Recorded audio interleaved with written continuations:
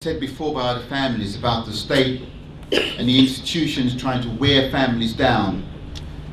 And although many of the families you've heard from here are very strong, even the strongest of families sometimes succumb. And that happened to a member of some of the families here, Pauline Campbell, who gave up the fight. And she died at her own daughter's grave, who was killed in Style Prison. It's important that we realise that there are casualties, not just the one who is killed by these institutions, but the families who live in a kind of limbo between legal processes, between this, between that, between their lives, particularly if they have other siblings to look after, other young children. And that's, I think, one of the good things about bringing families, to let families talk to other families. Don't go through intermediaries, go direct.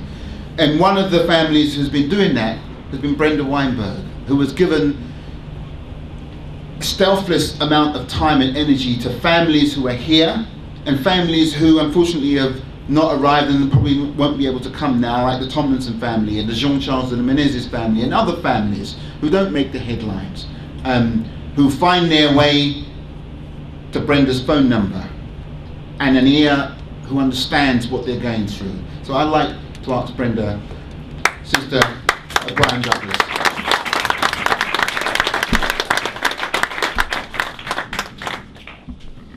I think I'm supposed to sort of stand up here and maybe go through Brian's story, but I think maybe a lot of you are well aware of it.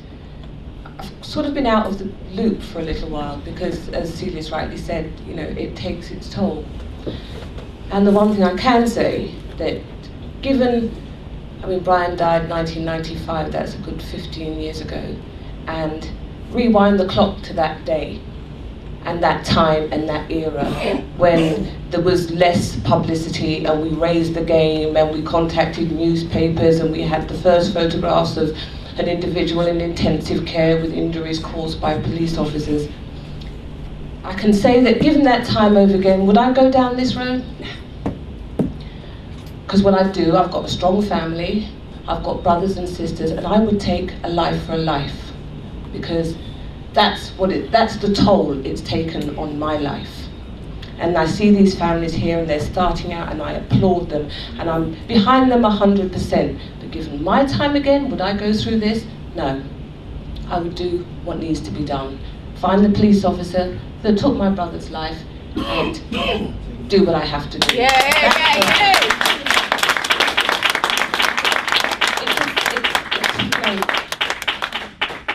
Because it kills you inside, day by day, a bit at a time. It takes its toll on mothers, on fathers, on sisters and friends and family, and it bleeds you. And everything that Janice has said to you, we went through similar. All these cases, you will find parallels. And yes, they beat you down. This is what the system is designed to do.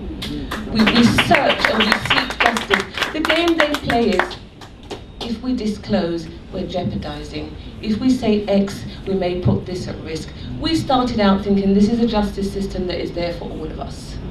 We're not going to take any retribution. We're going to go down the right road. We're going to behave with dignity. We're going to stand up as proud black people, born here. This is our system. This is our justice system. It is going to work for us. Yes, okay. That's where we were. 15 years down the line, Brian is no less dead. No less dead. Tuffy may have resigned from the police force. God knows what happened to Harrison.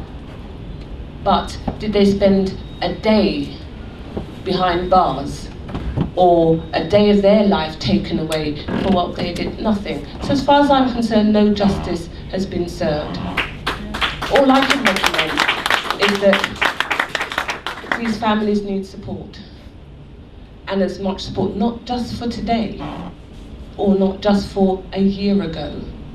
10 years down the line, we'll probably be sitting in this room again with maybe more families added to the list, begging for support. and begging for the families to be there. 9 times out, it's a hard road. Unless you walk the road yourself, it's hard to sustain the momentum. I'm not disputing that. It is tough. And we can stand here one after another and tell you the horror stories. Brian was buried without his brain. I got it back a year later. You know, it had to be buried in a separate coffin, 6 feet down, hit the coffin. I can tell you those horror stories. And that's the reality of it. I'm standing here and I'm blasé because there's 15 years down the line. It doesn't hurt any less. The pain is no less there.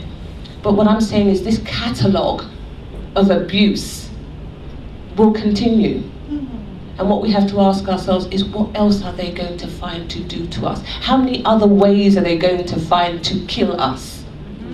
That's the question we have to ask. And how many of us will it happen to? Statistics are, chances are, somebody here in this room will know someone they love or are related to. It will happen, because the numbers are going up, and our numbers as people standing together are diminishing. Thank you.